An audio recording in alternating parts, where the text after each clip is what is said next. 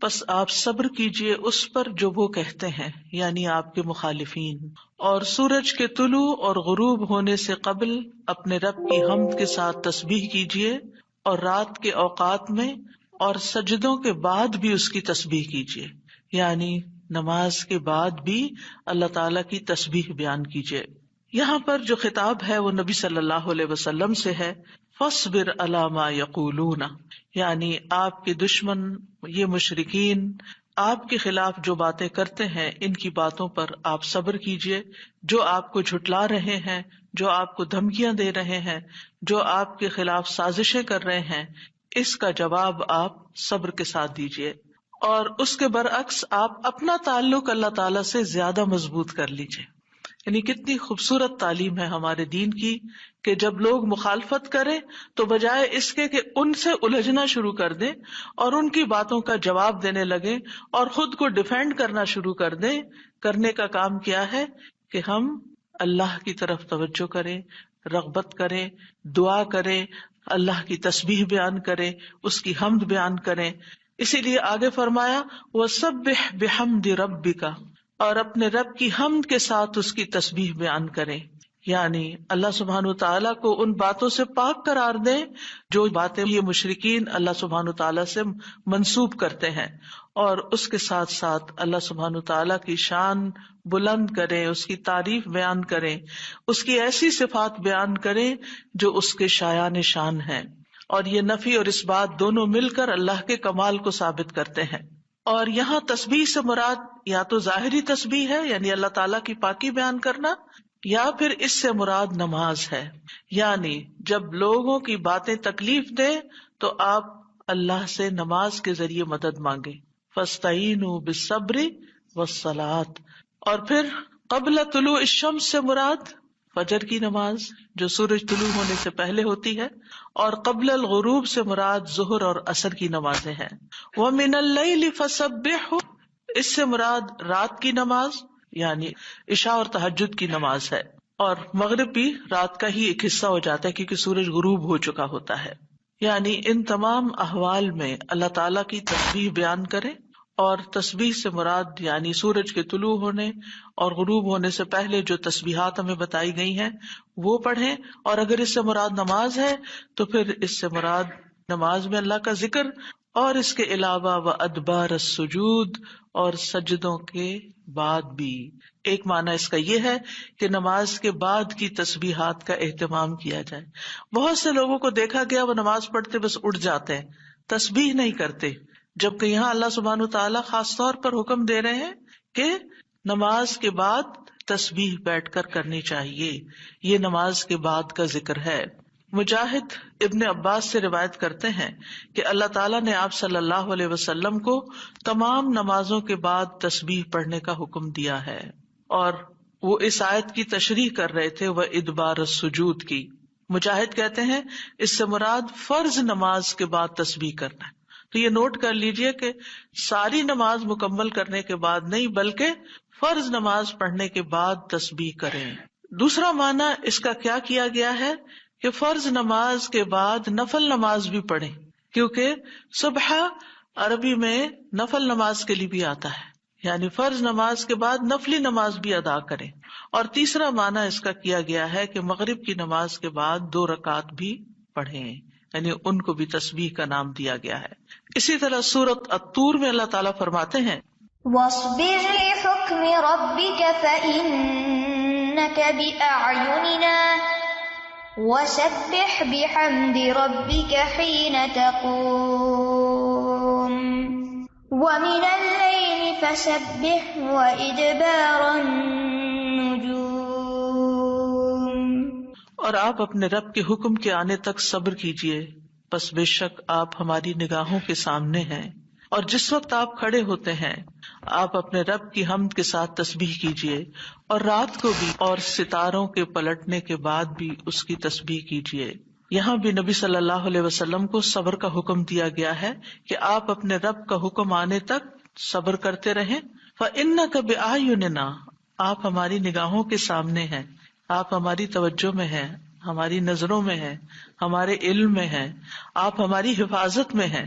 یعنی عربی کے محاورے کے مطابق کوئی نگاہوں میں ہو کا مطلب یہ کہ ہم اس کی نگرانی کر رہے ہیں، حفاظت کر رہے ہیں، جس سے موسیٰ علیہ السلام کے بارے میں اللہ تعالیٰ نے فرمایا وَلِتُصْنَعَ عَلَىٰ عَيْنِي، تاکہ آپ کی پرورش میری آنکھوں کے سامنے کی جائے، یعنی میری حفاظت اور حراست کے ساتھ. اور وَسَبِّحْ بِحَمْدِ رَبِّكَ حِينَ تَقُومُ، اس کا معنی ہے کہ جب آپ مجلس سے اٹھیں تو تسبیح کریں، جب نیند سے اٹھیں تو تسبیح کریں، جب نماز کے لیے اٹھیں تو تسبیح کریں، اور نماز میں بھی تسبیح کریں. اور اسی طرح تسبیح کے دو اور معنی بھی کیے گئے ہیں کہ رکوع اور سجدوں میں تسبیح کریں، اور پھر دعائے استفتاح میں تسبیح کریں، سبحانک اللہم و بحمدک، یہاں بھی تسبیح ہے. تو آپ دیکھ رہے ہیں کہ ہم دن میں کتنی بار اللہ سبحانہ وتعالیٰ کی تسبیح بیان کرتے ہیں. وَمِنَ اللَّيْلِ فَسَبِّحْهُ، رات میں بھی تسبیح کریں، اور اس سے مراد رات کی نماز، رات کی تسبیح ہے. جیسے بیڈ پہ جاتے ہوئے تسبیحات فاطمہ نبی صلی اللہ علیہ وسلم نے حضرت فاطمہ کو سکھائی تھی تاکہ ان کی تھکاوٹ دور ہو جائے. نماز کے علاوہ بھی تسبیح کرتے رہنا چاہیے. ادبار النجوم کے بھی 3 معنی ہیں. ایک معنی کیا گیا ہے فجر سے پہلے کی 2 رکعتیں پڑھنا. نبی صلی اللہ علیہ وسلم یہ رکعتیں نہ سفر میں چھوڑتے تھے نہ گھر میں، کبھی بھی آپ نے یہ سنت نماز نہیں چھوڑی. اور پھر اسی طرح اس سے مراد فجر کی 2 رکعات بھی لی گئی، اور نماز کے بعد کی تسبیح بھی مراد ہے. ان دونوں آیات سے پتہ چلتا ہے کہ نماز کے بعد بھی ذکر کرنے کی اہمیت اور ضرورت ہے، جس سے بہت سے لوگ غافل ہوتے ہیں. قرآن مجید میں اللہ تعالیٰ فرماتے ہیں فَإِذَا قَضَيْتُمُ الصَّلَاةَ فَاذْكُرُوا اللَّهَ قِيَامًا وَقُعُودًا وَعَلَى جُنُوبِكُمْ، پھر جب تم نماز پوری کر چکو تو اللہ کو کھڑے، بیٹھے اور اپنے پہلوؤں پر لیٹے ہوئے یاد کرو. یعنی بعض اوقات ایسا ہوتا ہے کہ آپ نماز پڑھ لیتے ہیں اور پھر سمجھتے ہیں کہ ہم اللہ کے ذکر سے فارغ ہو گئے اور اب ہم دنیا کے کام میں لگ جائیں. ہاں، دنیا کے کام 2-3 طرح سے ہی ہوتے ہیں. یا کھڑے ہو کے کوئی کام ہو رہا ہوتا ہے، آپ کچن میں چلے جاتے ہیں، کوکنگ کر رہے ہیں، آپ اپنا ذکر جاری رکھیں. یا پھر آپ بیٹھ گئے ہیں اور بیٹھ کے کوئی کام کر رہے ہیں، تسبیح جاری رکھیں، ذکر جاری رکھیں. اور اسی طرح اگر آپ لیٹ گئے آرام کرنے کے لیے تو بھی ذکر جاری رکھیں. یعنی ہر حال میں اللہ تعالیٰ کا ذکر کرتے رہیں. اسی طرح سورہ جمعہ میں اللہ تعالیٰ فرماتے ہیں فَإِذَا قُضِيَتِ الصَّلَاةُ فَانتَشِرُوا فِي الْأَرْضِ وَابْتَغُوا مِن فَضْلِ اللَّهِ وَاذْكُرُوا اللَّهَ كَثِيرًا لَعَلَّكُمْ تُفْلِحُونَ. پھر جب نماز پوری کر لی جائے تو زمین میں پھیل جاؤ اور اللہ کے فضل سے تلاش کرو، یعنی اپنے دنیا کا کام کاروبار کرو اور اللہ کو بہت یاد کرو. یعنی اپنے بزنس آورز میں بھی، اپنی جاب پر بھی اللہ کو نہیں بھولنا. کیوں؟ لعلکم تفلحون، تاکہ تم فلاح پاؤ، کامیاب ہو جاؤ. اسی طرح اللہ سبحانہ تعالیٰ رمضان کے روزے مکمل کرنے کے بعد کس چیز کا حکم دیتے ہیں؟ وَلِتُكْمِلُوا الْعِدَّةَ وَلِتُكَبِّرُوا اللَّهَ عَلَى مَا هَدَاكُمْ وَلَعَلَّكُمْ تَشْكُرُونَ، اور تاکہ تم تعداد پوری کرو اور تاکہ تم اللہ کی بڑائی بیان کرو، تکبیرات پڑھو، اور اس پر کہ اس نے تم کو ہدایت بخشی، اور تاکہ تم شکر ادا کرو. اسی طرح حج کے مناسک ادا کرنے کے بعد بھی ذکر کا حکم ہے.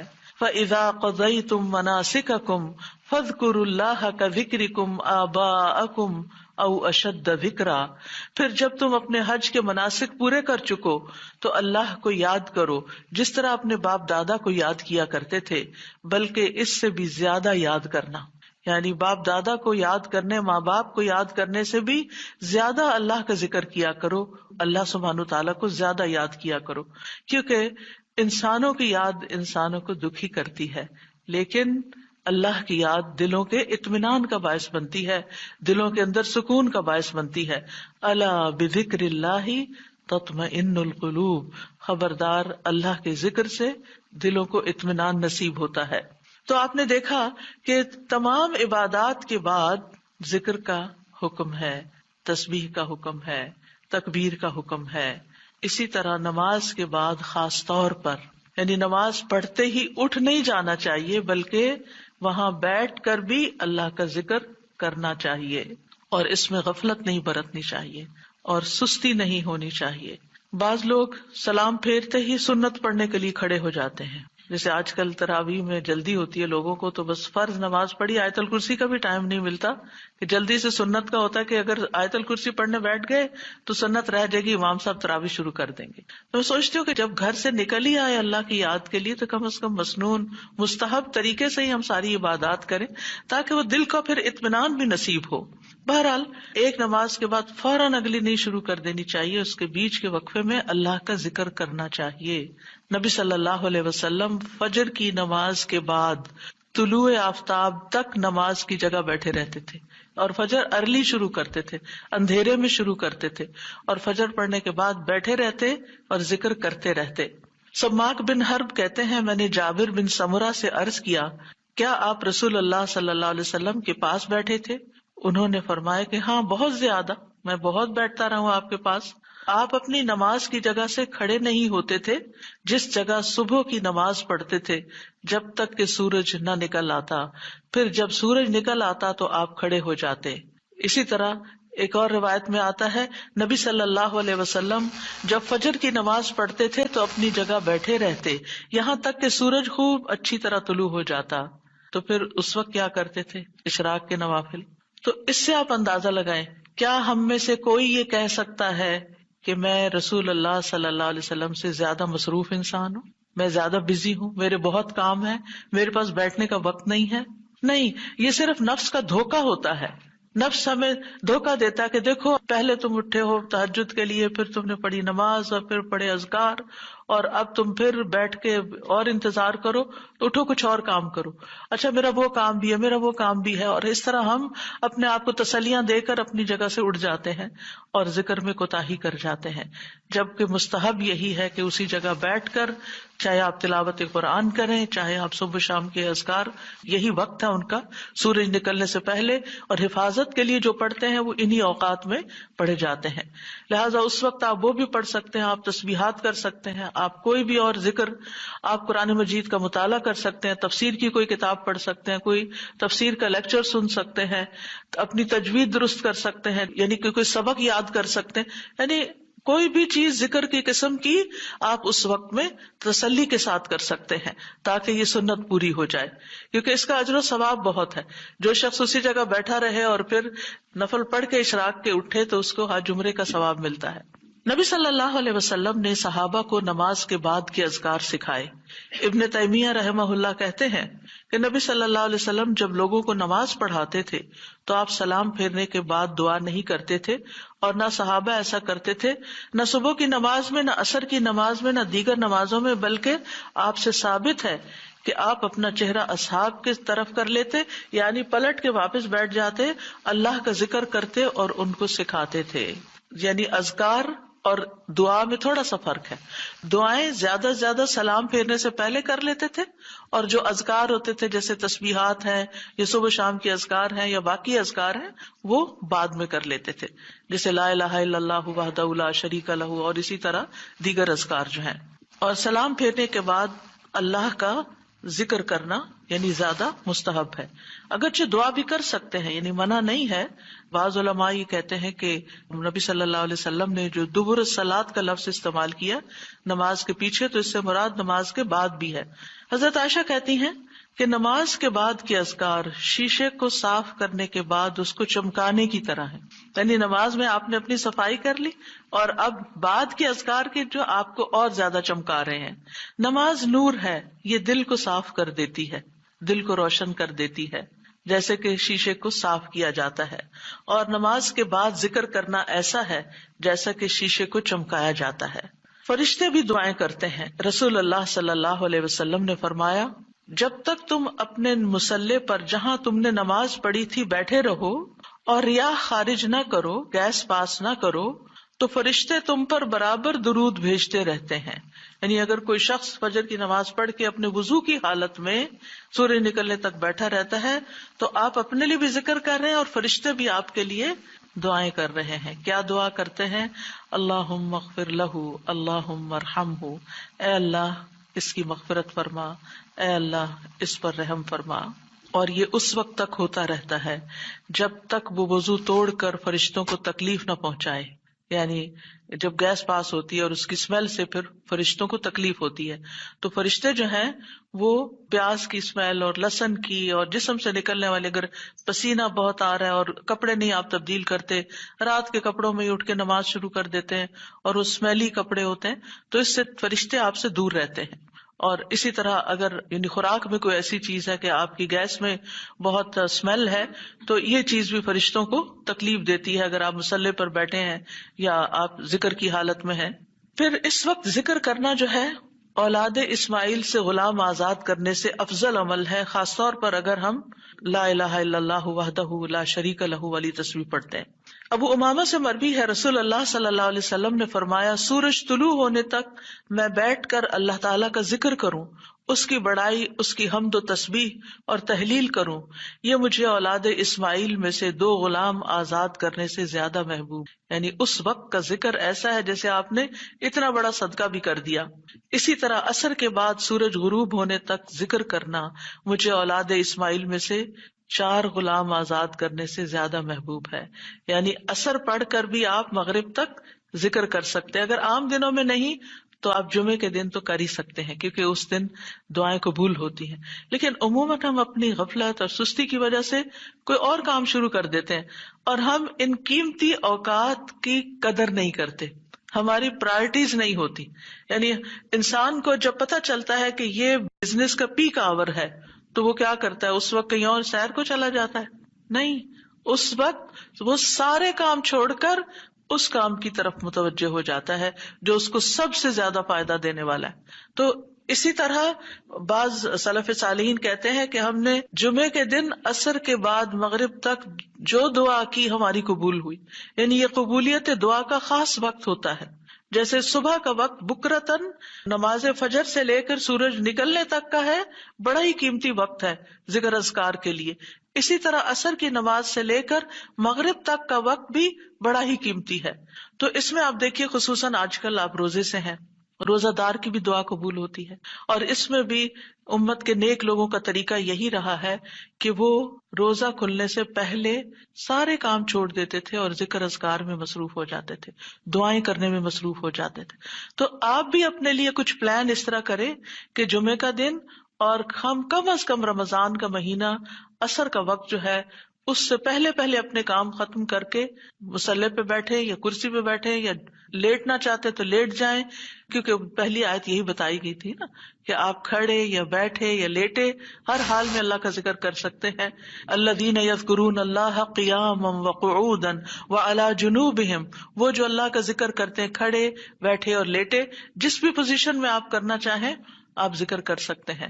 اور اس میں تسبیح کیجیے، حمد و ثنا کیجیے اللہ تعالیٰ کی اور دعائیں مانگیے. اور الحمدللہ ہمارے پاس کتابوں کی شکل میں دعاؤں کا اتنا پیارا ذخیرہ ہے جو مسنون اوتھینٹک دعائیں قرآن و سنت سے ہم نے جمع کی ہیں. اگر زبانی یاد ہے تو بہت ہی اچھا کہ دل لگا کے زبانی پڑھے، اور اگر زبانی یاد نہیں تو ان کو کھول لیجئے اور پڑھنا شروع کر دیجئے. اور صرف پڑھتے نہ جائیں، اس وقت کوئی قرات کا وقت نہیں ہے، یہ مانگنے کا وقت ہے. دیکھ دیکھ کر اس طرح پڑھیں دعا کو جیسے آپ مانگ رہے ہیں اللہ تعالیٰ سے. تو انشاءاللہ آپ کے دین، دنیا، آخرت کے سارے مسائل حل ہوں گے اور ایک پرامن پرسکون زندگی بسر کریں گے اگر ان اوقات کی آپ قدر کر لیں. کیونکہ جو قبولیت کے اوقات ہیں ان کو گنوانا نہیں چاہیے، ان کو ہاتھ سے جانے نہیں دینا چاہیے. آپ صبح فجر کے وقت مثلا اگر رمضان میں ہر روز 1 سپارہ پڑھتے ہیں، آدھا سپارہ فجر کے بعد پڑھ لیں، آدھا سپارہ عصر کے بعد پڑھ لیں.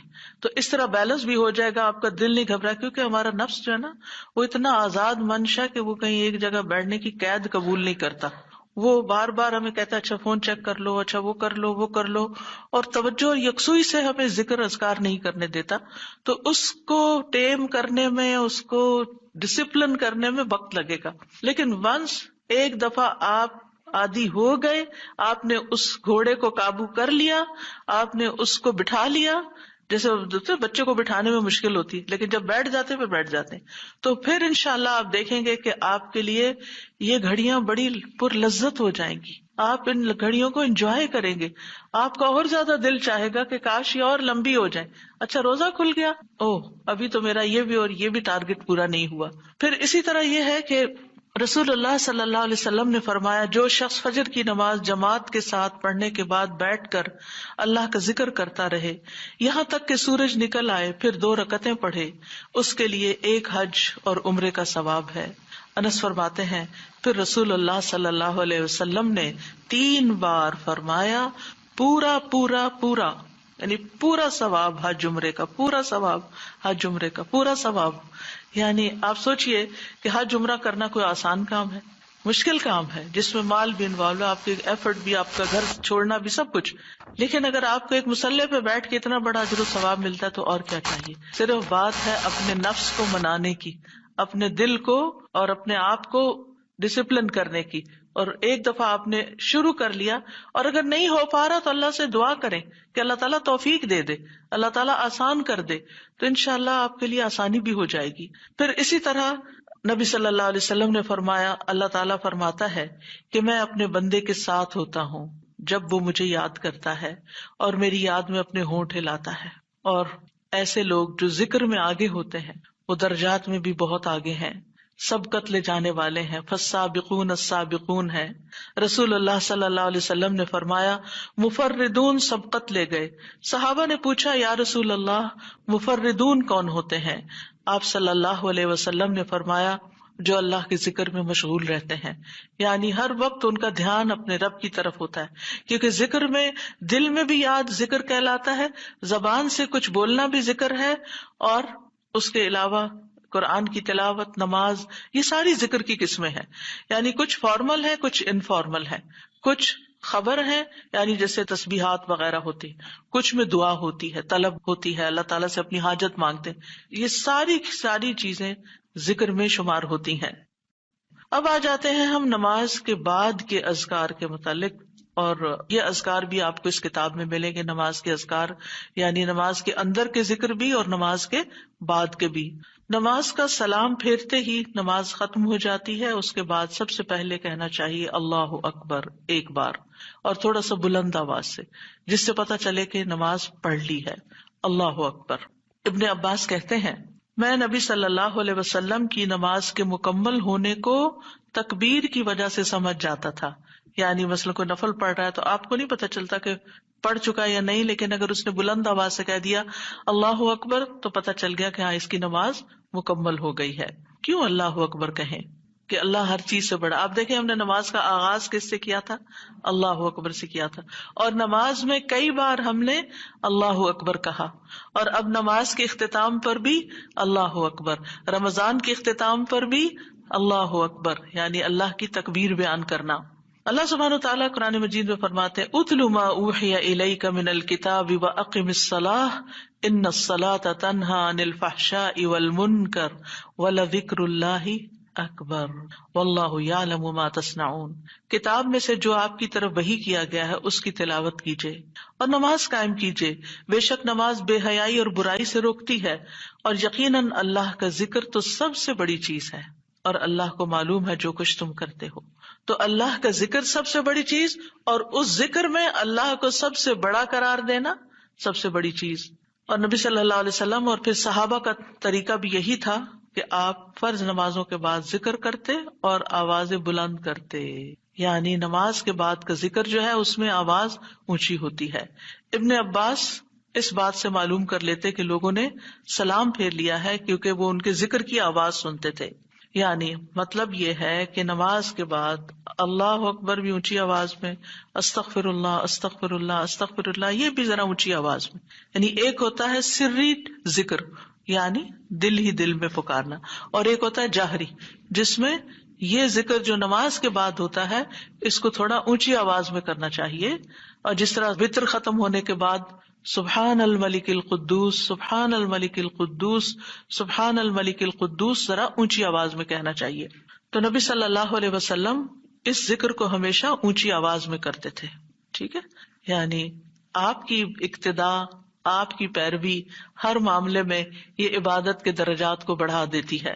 اور اس میں ہم یہ بھی دیکھتے ہیں کہ صحابہ کرام جو تھے وہ نبی صلی اللہ علیہ وسلم کی صرف سنت کو نہیں سیرت کو بھی آگے بیان کرتے تھے کہ آپ نے کوئی کام کیا اور کس طریقے سے کیا، مثلا ذکر کیا اور کس طرح کیا، بلند آواز سے کیا یا آہستہ آواز سے کیا، بیٹھ کر کیا یا کھڑے ہو کر کیا.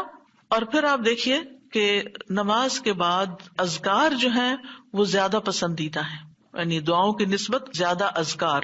ٹھیک ہے. اور پھر اسی طرح آپ دیکھیے کہ دوسرا ذکر جو آپ کریں گے وہ ہے استغفر اللہ 3 بار. استغفر اللہ استغفر اللہ. ثوبان کہتے ہیں رسول اللہ صلی اللہ علیہ وسلم جب اپنی نماز سے فارغ ہوتے تھے تو 3 مرتبہ استغفار فرماتے تھے، 3 بار استغفار کرتے. ولید کہتے ہیں میں نے اوزائی سے پوچھا آپ استغفار کس طرح فرمایا کرتے تھے؟ تو انہوں نے کہا آپ فرماتے تھے استغفر اللہ استغفر اللہ. اب نماز پڑھ لی ہے، استغفر اللہ کیوں؟ اس لیے کہ ہم تو نماز کا حق بھی ادا نہیں کرتے. ہمارا دھیان کہاں سے کہاں چلا جاتا ہے، ہم کئی دفعہ بھول جاتے ہیں، ہمیں سجدہ سہو کرنا تک یاد نہیں رہتا، ہمیں کچھ پتہ نہیں ہوتا ہم نے کون سی سورت پڑھی، کیا تلاوت کی. ہو سکتا ہے تلاوت میں کوئی غلطی کر دیں، ہو سکتا ہے کہ تسبیح کی جگہ کچھ اور پڑھ دیں بھول چوک کے. تو ہم نماز کے اندر بھی بہت کچھ غلط کرتے رہتے ہیں جانے انجانے. اور خاص طور پر جن لوگوں نے اپنی نماز کے پروننسیشن کی اصلاح نہیں کی وہ تو کچھ سے کچھ پڑھتے رہتے ہیں بعض اوقات. یعنی پروننسیشن صحیح نہ ہونا جو ہے وہ الفاظ کے مطلب کو ہی بدل دیتا ہے. اس لیے پہلی پرائرٹی میں کوئی ایسا ٹیچر ڈھونڈیے کہ جو آپ کی نماز سن کے اس کا پروننسیشن آپ کو ٹھیک کر دے. بہرحال نماز کے بعد استغفر اللہ استغفر اللہ. اور ایک اور چیز، نماز پڑھنے کے بعد انسان کو ایک فیلنگ ہوتی ہے کہ میں نے کچھ کیا ہے، لیکن جب انسان استغفر اللہ کہتا ہے تو اس میں عاجزی کا اظہار ہوتا ہے کہ اللہ تیرا حق ادا نہیں کیا، مجھے ابھی بھی گناہوں کی بخشش کی ضرورت ہے. اور آپ دیکھیے کہ یہ الفاظ نبی صلی اللہ علیہ وسلم ادا کرتے تھے جن کے اگلے پچھلے سارے گناہ معاف کر دیے گئے تھے. تو جو شخص نماز کے بعد استغفار پڑھتا ہے وہ اپنی نمازوں پر کبھی فخر غرور تکبر نہیں کر سکتا کہ میں بڑا نمازی ہوں، میں بڑا پرہیزگار ہوں، میں بڑا عبادت گزار ہوں. نہیں، وہ یہ دیکھے گا کہ میں نے حق ادا نہیں کیا، میرے سے جو کمی کوتاہی ہوئی ہے اللہ تعالیٰ اس کو معاف کر دے. جو چیز مکمل طور پر ادا کرنی چاہیے تھی اس کو اس طرح نہیں ادا کیا، کچھ نہ کچھ کوتاہی واقع ہو گئی، تو اس بخشش کے طلب کرنے سے اللہ تعالیٰ کوتاہی سے درگزر فرما دے گا انشاءاللہ. اور ویسے بھی استغفار کرنے سے نقص یا کمی کوتاہی جو ہے اس کا ازالہ ہوتا ہے ہماری عام روزمرہ زندگی میں بھی. تیسرا ذکر، اب آپ دیکھ رہے ہیں یہ ذکر ہے، اللہ اکبر بھی ذکر ہے، استغفر اللہ بھی ذکر ہے، اور تیسرا یہ بھی ذکر ہے اللہم انت السلام ومنک السلام تبارکت ذی الجلال والاکرام. اے اللہ تو سراپا سلامتی ہے اور تجھی سے سلامتی حاصل ہوتی ہے، تو بڑی برکتوں والا ہے اے جلال و اکرام والے. یعنی استغفار کے بعد پھر فوراً بعد اللہ تعالیٰ کی تعریف اور یہ ذکر. السلام جو ہے یہ اللہ تعالیٰ کے ناموں میں سے ایک نام ہے جس کا مطلب یہ ہے کہ اللہ تعالیٰ ہر طرح کی آفات سے، عیبوں سے، ہر طرح کے نقص سے سلامت ہے. کوئی چیز اس کو نقصان نہیں دے سکتی، نہ لوگوں کی باتیں جو اللہ تعالیٰ کے خلاف کرتے ہیں، یا لوگوں کے گمان، یا لوگوں کی نافرمانیاں اور گناہ اور عبادت نہ کرنا، اللہ کا حکم نہ ماننا، اللہ تعالیٰ کو کوئی چیز نقصان نہیں دیتی. وہ سلامت ہے، اس کو کسی کی ضرورت ہی نہیں ہے. یہ جو کچھ ہم کرتے ہیں، ذکر ہو، عبادت ہو، یہ اپنے ہی فائدے کے لیے کرتے ہیں، اللہ تعالیٰ پر کچھ احسان نہیں ہے. تو ہم یہ کہتے ہیں اللہم انت السلام کہ اللہ تعالیٰ آپ سراسر سلامتی ہیں اور آپ کا ہر فعل جو ہے وہ ظلم سے سلامت ہے، پاک ہے، ہر شر سے پاک ہے. آپ کی تقدیر، آپ کے فیصلے، ہر چیز سلامتی پر مبنی ہے. ومنک السلام، سلامتی تیری ہی طرف سے آتی ہے، یعنی تو ہی سلامتی دیتا ہے یا تو ہی سلامتی کو روک لیتا ہے. سلامتی کا مالک بھی تو ہی ہے، تو سلامت رکھے تو ہم سلامت ہیں. تو یہ تعلق اللہ تعالیٰ سے انسان اپنا ظاہر کرتا ہے کہ انسان اپنے رب کے بارے میں کیا سمجھتا ہے. تبارکتا، تبارکتا کا لفظ برکت سے ہے جس کا مطلب ہوتا ہے کثرت سے کسی چیز کا بڑھنا اور قائم رہنا، یعنی تیری خیرات و برکات بہت زیادہ ہیں. ذل جلال والاکرام، اے عزت اور جلال والے. جلال کا مطلب ہے عظمت، بڑائی، اور اکرام کا مطلب ہے احسان. یعنی تو اپنے بندوں کو عزت و اکرام دیتا ہے، اپنے رسولوں کو، اپنے انبیاء کو اور اپنے صالح بندوں کو تو ہی عزت اور اکرام اور برکتیں عطا کرتا ہے، ساری نعمتیں تیری ہی طرف سے ہیں. اور یہ کتنا خوبصورت ذکر ہے جو ہم ہر نماز کے بعد کرتے ہیں، یا جو نہیں کر رہے انہیں لازماً کرنا چاہیے، کہ اللہ سبحانہ وتعالیٰ سے ہم اپنے اچھے گمان کا اظہار کرتے ہیں اور ایک طرح سے انڈائریکٹلی سلامتی اور برکت طلب بھی کرتے ہیں. آپ دیکھیے عموماً ہم جب کسی چیز کے اندر فائدہ دیکھتے ہیں تو ہم خیر اس سے وابستہ کر لیتے ہیں، یہ ہے تو کام ہوگا، یہ نہیں تو کام ہی نہیں ہوگا. مثلاً آپ کوئی قلم خریدتے ہیں اور اس سے لکھنا شروع کرتے ہیں اور آپ کو اچھا لگتا ہے، یا آپ اس سے جو لکھنا چاہتے تھے آرٹیکل یا کوئی چیز یا نوٹس اپنے تو بڑے اچھے لکھ پاتے ہیں، تو آپ کہنے لگتے ہیں یہ قلم بڑا مبارک ہے.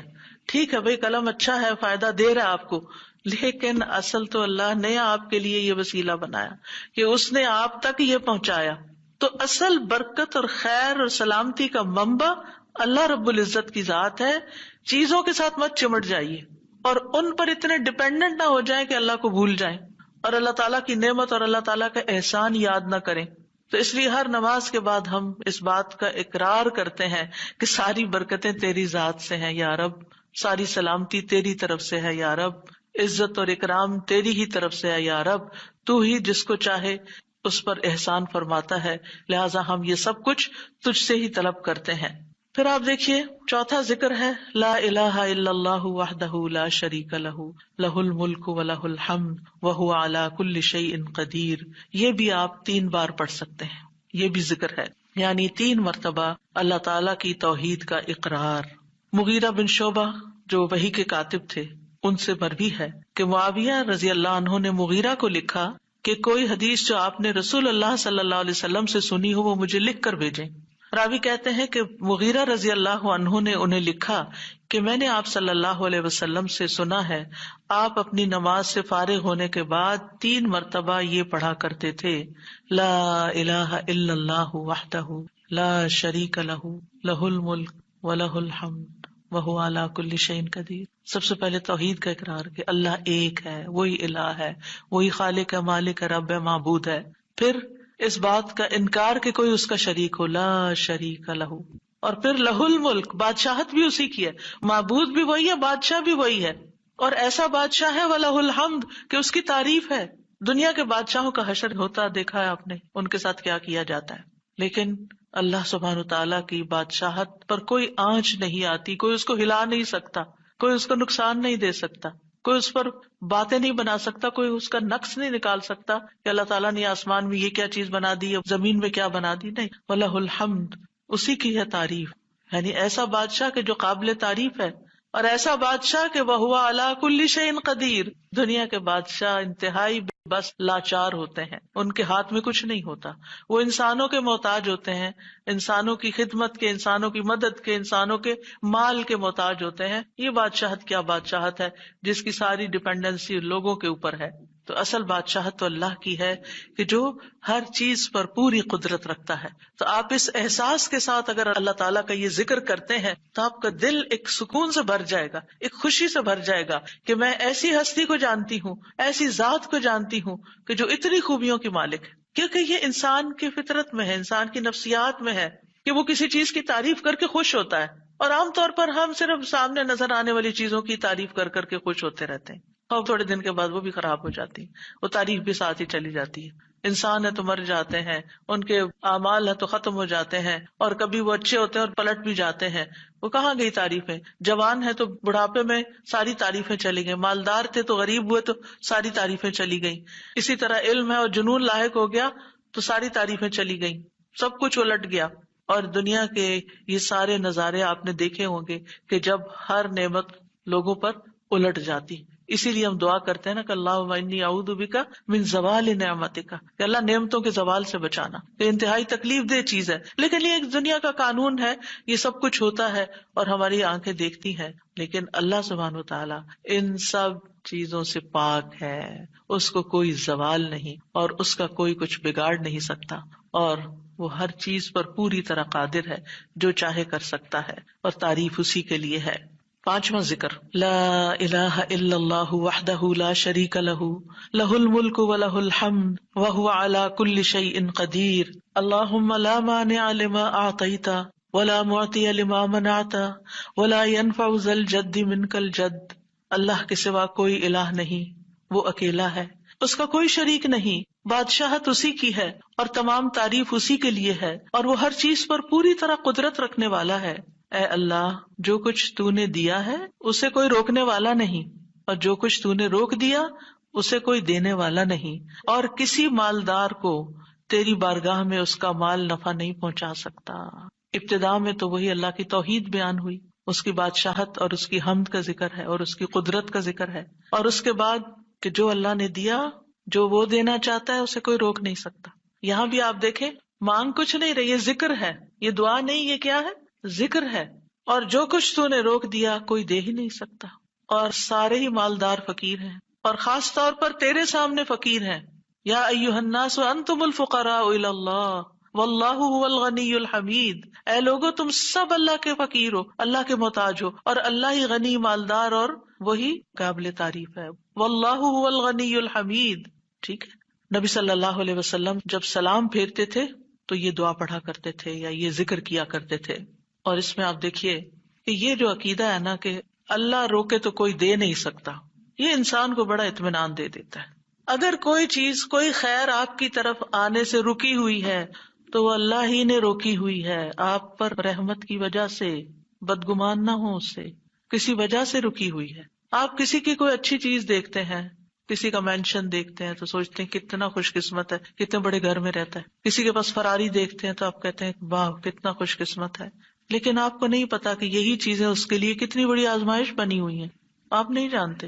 اور اگر اللہ نے آپ کو نہیں دی تو آپ کو بہت سے شر سے محفوظ رکھا ہوا ہے. تو اللہ کا روکنا بھی خیر کا باعث ہوتا ہے.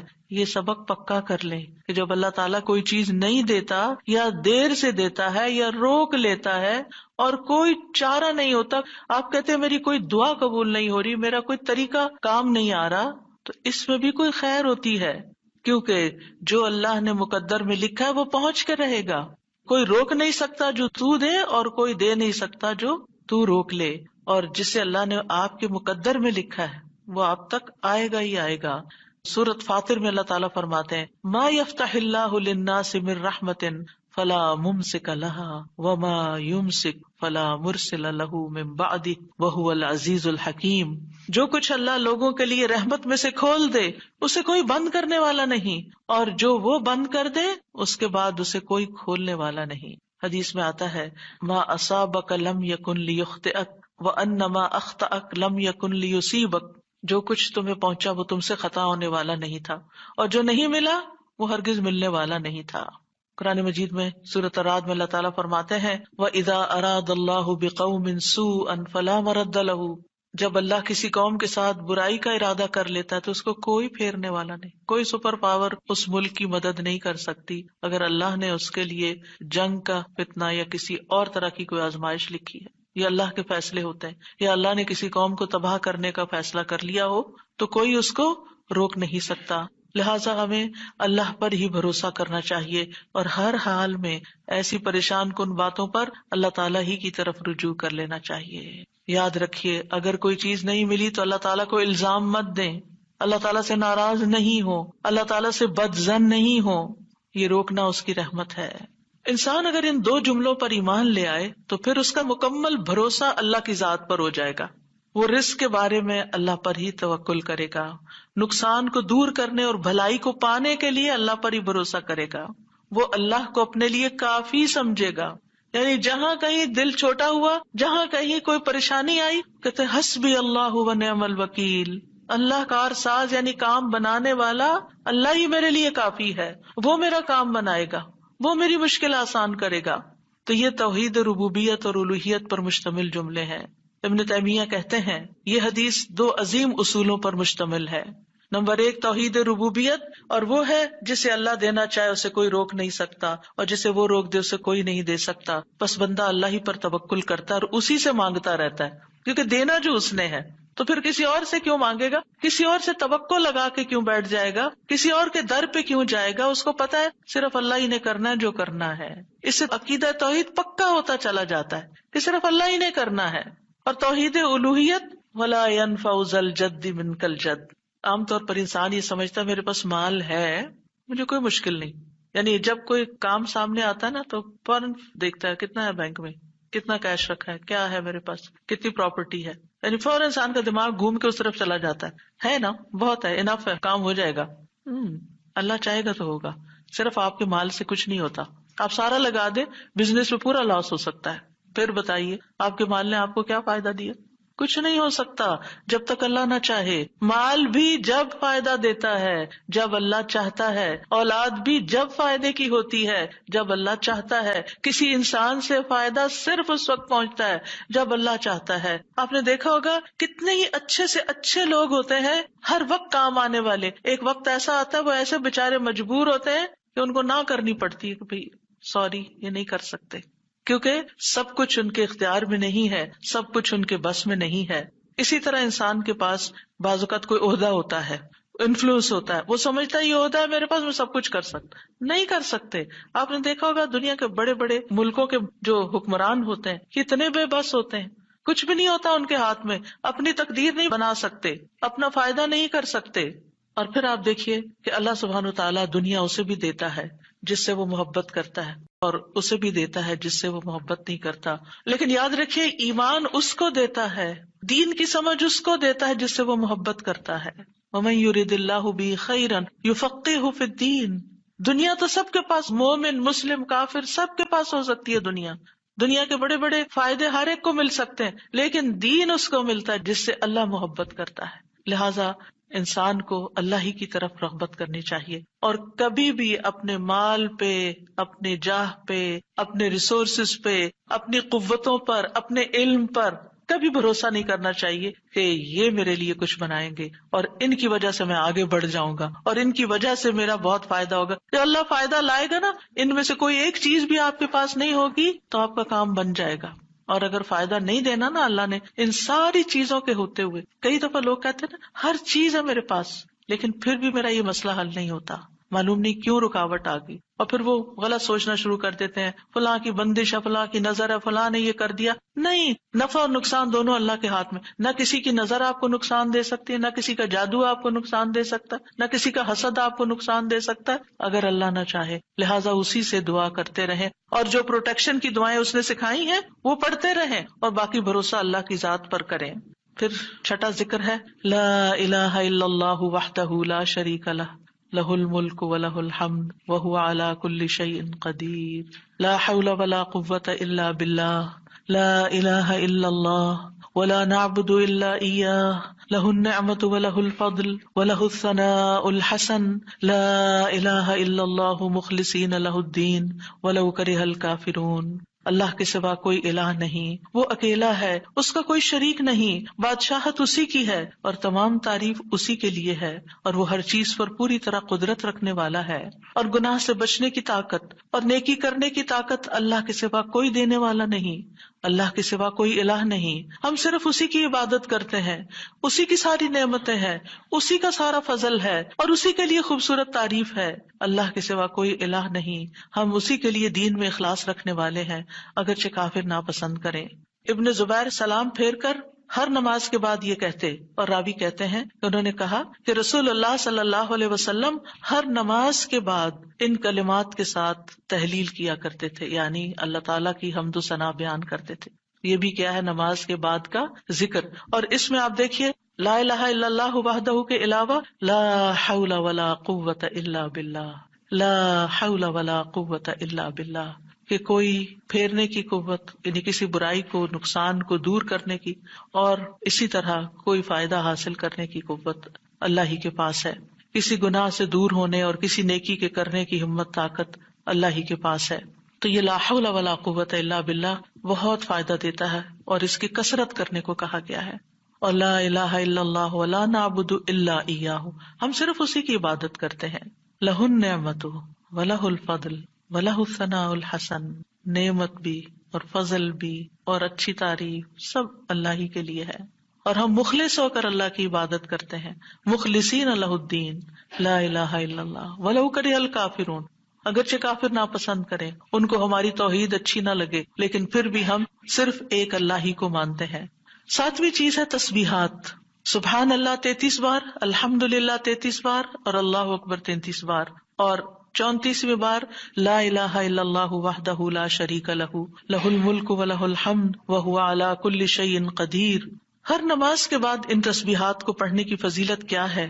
ابو ہریرہ کہتے ہیں رسول اللہ صلی اللہ علیہ وسلم نے فرمایا، جس آدمی نے ہر نماز کے بعد 33 مرتبہ سبحان اللہ، 33 مرتبہ الحمدللہ اور 33 مرتبہ اللہ اکبر کہا تو یہ 99 کلمات ہو گئے، اور 100 کا عدد پورے کرنے کے لیے لا الہ الا اللہ وحدہ لا شریک لہ یہ ذکر کر لیا تو اس کے سارے گناہ معاف کر دیے جائیں گے، چاہے وہ سمندر کی جھاگ کے برابر ہوں۔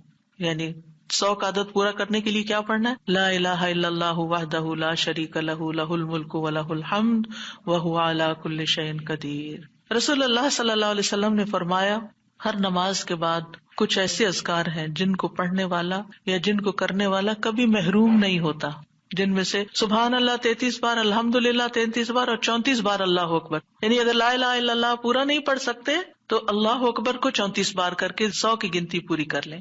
پھر اسی طرح رسول اللہ صلی اللہ علیہ وسلم کے پاس کچھ فقیر صحابہ حاضر ہوئے، کہا کہ امیر لوگ بلند درجات اور ہمیشہ رہنے والی جنت حاصل کر چکے، حالانکہ جس طرح ہم نماز پڑھتے ہیں وہ بھی پڑھتے ہیں، جیسے ہم روزے رکھتے ہیں وہ بھی رکھتے ہیں، لیکن مال و دولت کی وجہ سے انہیں ہم پر فضیلت حاصل ہے۔ اس کی وجہ یہ کہ وہ حج کرتے ہیں، عمرہ کرتے ہیں، جہاد کرتے ہیں، صدقے دیتے ہیں، اور ہم محتاجی کی وجہ سے یہ کام نہیں کر سکتے۔ آپ نے فرمایا کیا میں تمہیں ایک ایسا عمل نہ بتا دوں اگر تم اس کی پابندی کرو گے تو جو لوگ تم سے آگے بڑھ چکے ہیں تم انہیں پالو گے اور تمہارے مرتبے تک کوئی نہیں پہنچ سکتا، اور تم اپنے سامنے موجود لوگوں میں سب سے بہتر ہو جاؤ گے سوائے ان کے جو یہی عمل شروع کر دیں۔ ہر نماز کے بعد 33 بار سبحان اللہ، 33 بار الحمدللہ، 33 بار اللہ اکبر، اور پھر 34ویں بار تو وہ ذکر آپ کو بتا ہی دیا گیا۔ اور اگر آپ 33 بار نہ پڑھ سکیں تو 10 بار سبحان اللہ، 10 بار الحمدللہ اور 10 بار اللہ اکبر پڑھ لیا کریں۔ یعنی اگر جلدی ہے تو پھر 10 بار بھی پڑھ سکتے ہیں۔ نبی صلی اللہ علیہ وسلم نے فرمایا 2 عمل ایسے ہیں اگر کوئی مسلمان بندہ ان کی پابندی کر لے تو جنت میں داخل ہوگا، اور وہ بہت آسان ہے مگر ان پر عمل کرنے والے بڑے کم ہیں۔ وہ کیا ہیں؟ ہر نماز کے بعد 10 بار سبحان اللہ، 10 بار الحمدللہ، 10 بار اللہ اکبر۔ فرمایا زبان کی ادائیگی کے اعتبار سے تو 150 بار ہے، یعنی 5 نمازوں میں 10 بار، اور ترازو میں 1500 ہوں گے۔ اور جب سونے لگے تو 34 بار اللہ اکبر، 33 بار الحمدللہ اور 33 بار سبحان اللہ کہے۔ زبانی طور پر تو یہ 100 ہے مگر میزان میں یہ تسبیحات 1000 ہوں گی۔ اور وہ کہتے ہیں یقیناً میں نے رسول اللہ صلی اللہ علیہ وسلم کو دیکھا، آپ انہیں اپنے ہاتھ سے شمار کرتے تھے، اور پھر کہتے ہیں دائیں ہاتھ سے، تو کرنے کا طریقہ کیا ہے؟ 3 دفعہ اوپر کو جائیے سبحان اللہ سبحان اللہ سبحان اللہ، اور 3 دفعہ نیچے کو آ جائیے سبحان اللہ سبحان اللہ سبحان اللہ۔ ایک انگلی پہ 6 بار ہو گیا، تو آپ کی 5 انگلیاں، تو 5 کو 6 دفعہ ضرب دیں تو کیا ہوتا ہے؟ 30، اور 3 دفعہ اور پڑھ لیں، اور اگر 34 ہے تو ایک اور پڑھ لیں۔ تو اس طرح ایک ہی ہاتھ پر، دائیں ہاتھ پر یہ تسبیحات آسانی سے پڑھی جا سکتی ہیں، کیونکہ ہاتھ سے تسبیح کرنا زیادہ پسندیدہ ہے۔ حضرت عبداللہ بن عمر کہتے ہیں میں نے رسول اللہ صلی اللہ علیہ وسلم کو دیکھا، آپ داہنے ہاتھ کی انگلیوں پر تسبیح کو شمار کرتے تھے، اور آپ نے صحابیات کو حکم دیا تھا کہ وہ اللہ کی تکبیر، تقدیس، تحلیل کی پابندی اختیار کریں اور اپنی انگلیوں پر شمار کریں، کیونکہ ان سے سوال ہوگا اور یہ بلوائی جائیں گی، قیامت کے دن ہاتھ بولیں گے، تو اگر ان پہ تسبیح آپ پڑھتے ہیں تو یہ بول کے بتائیں گے ہم تو اللہ کا ذکر کرتے رہے۔ 8ویں چیز ہے آیت الکرسی۔ اللہ لا الہ الا هو الحی القیوم لا تأخذہ سنۃ ولا نوم لہ ما فی السماوات وما فی الارض من ذا الذی یشفع عنده الا بإذنہ یعلم ما بین ایدیہم وما خلفہم ولا یحیطون بشیء من علمہ الا بما شاء وسع کرسیہ السماوات والارض ولا یؤودہ حفظہما وہو العلی العظیم۔ پورا اللہ کا تعارف ہے۔ اللہ وہ ہے کہ اس کے سوا کوئی معبود نہیں، وہ زندہ ہے، ہر چیز کو قائم رکھنے والا ہے، نہ اسے کچھ اونگ پکڑتی ہے اور نہ کوئی نیند، اسی کا ہے جو کچھ آسمانوں میں ہے اور جو کچھ زمین میں ہے۔ کون ہے جو اس کے پاس اس کی اجازت کے بغیر سفارش کرے؟ وہ جانتا ہے جو کچھ ان کے سامنے اور جو کچھ ان کے پیچھے ہے، اور وہ اس کے علم میں سے کسی چیز کا احاطہ نہیں کر سکتے مگر جتنا وہ چاہے۔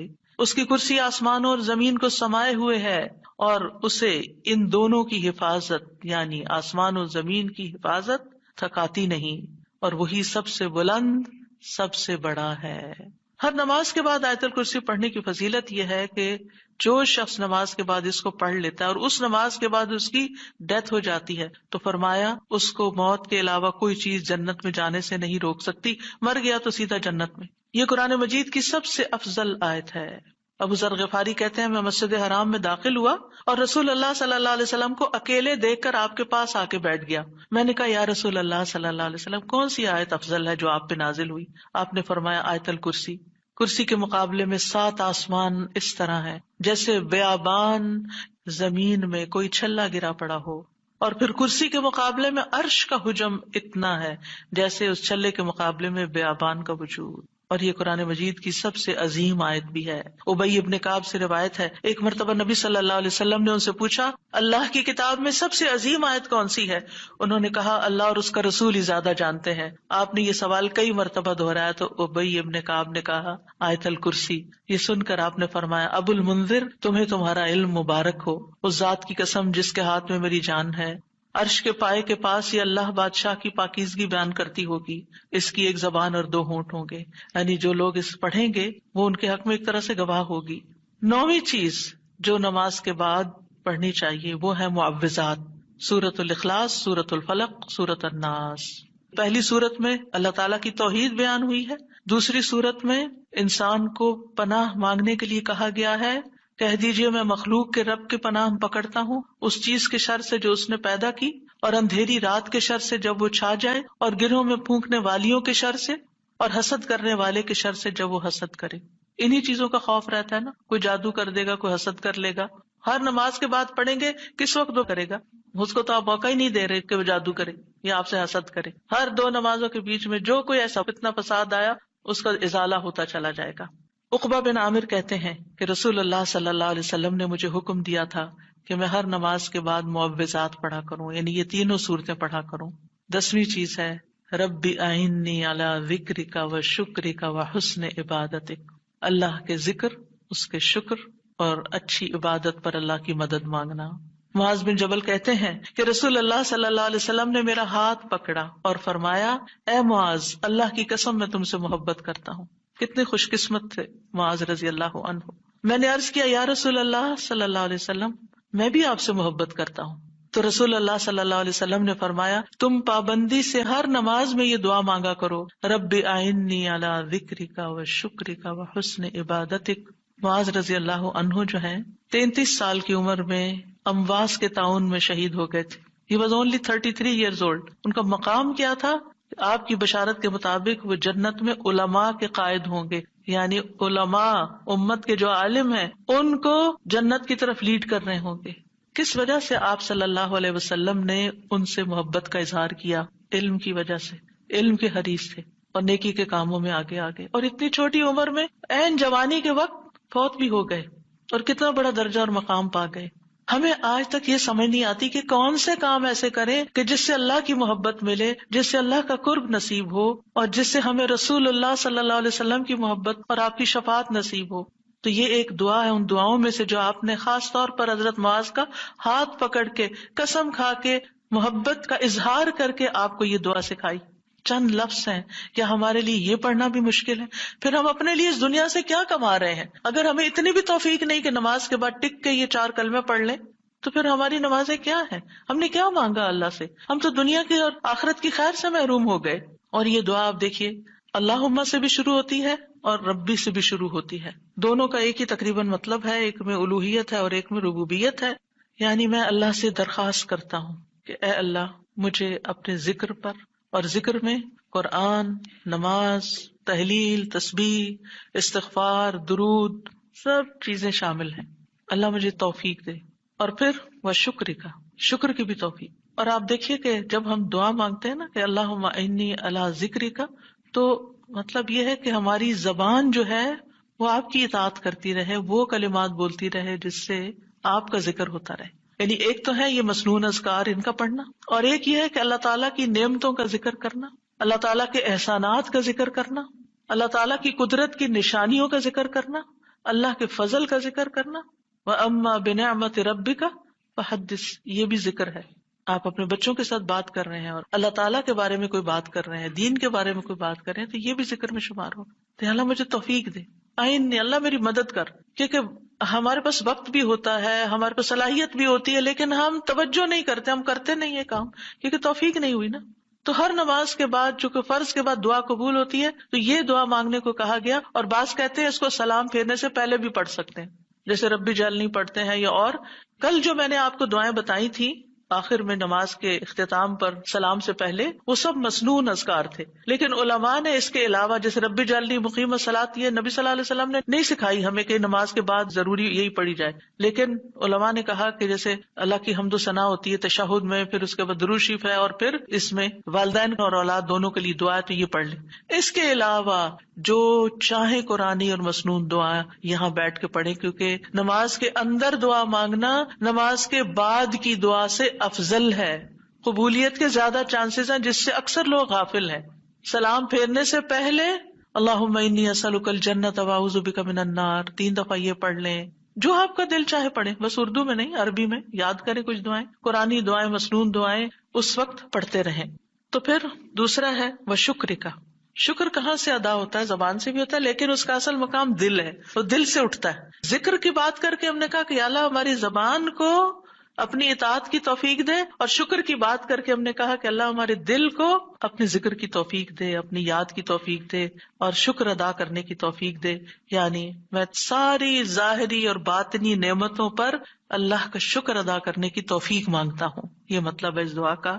زبان کا شکر کیا ہے کہ بندہ اللہ کی نعمتوں کا ذکر کرتا ہے، اور اعضاء سے شکر کیا ہے کہ بندہ اللہ کی اطاعت کے کام کرتا ہے. کیونکہ اللہ تعالیٰ نے آل داؤد کو کیا کہا تھا؟ اعملوا آل داؤد شکرا وقلیل من عبادی الشکور. اے داؤد کے گھر والو، شکر ادا کرنے کے لیے عمل کرو، اور میرے بندوں میں کم ہی شکر گزار ہیں. اللہ کا شکوہ ہے بندوں سے، کم ہی شکر گزار. کیوں؟ اس لیے کہ شیطان نے کہا تھا وَلَا تَجِدُ أَكْثَرَهُمْ شَاكِرِينَ، کہ انسانوں کی اکثریت کو آپ شکر کرنے والا نہیں پائیں گے. اور وَلَقَدْ صَدَّقَ إِبْلِيسُ ظَنَّهُ، ابلیس نے اپنا گمان سچ پایا کہ بندوں کو شکر سے ہٹا دیا. تو شکر کی توفیق مل جائے تو پھر شکر ادا کیا جائے. اور یہ شکر کا سلسلہ تو کہیں ختم ہوتا ہی نہیں، کیونکہ اتنی نعمتیں ہیں کہ ہم گن ہی نہیں سکتے.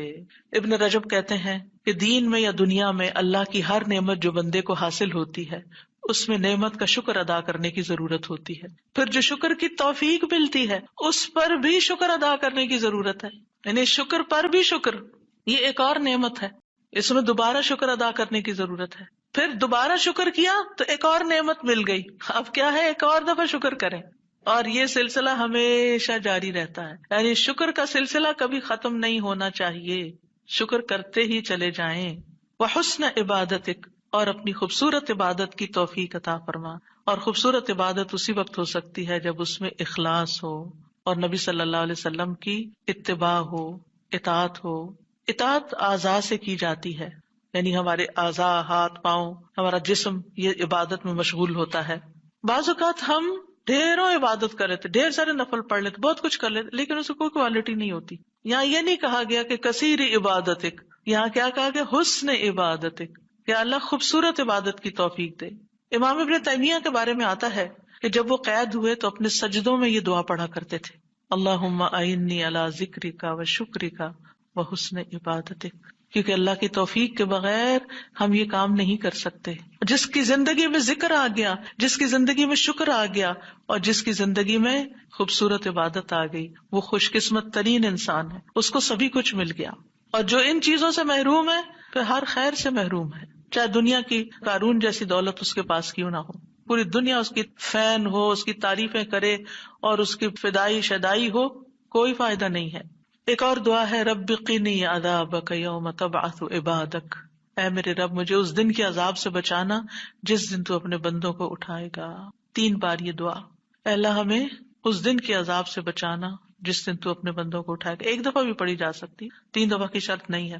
برا بن عازب کہتے ہیں جب ہم رسول اللہ صلی اللہ علیہ وسلم کے پیچھے نماز پڑھتے تھے تو ہم آپ کی دائیں طرف کھڑے ہونے کو پسند کرتے تھے تاکہ آپ ہماری طرف رخ کر کے متوجہ ہوں.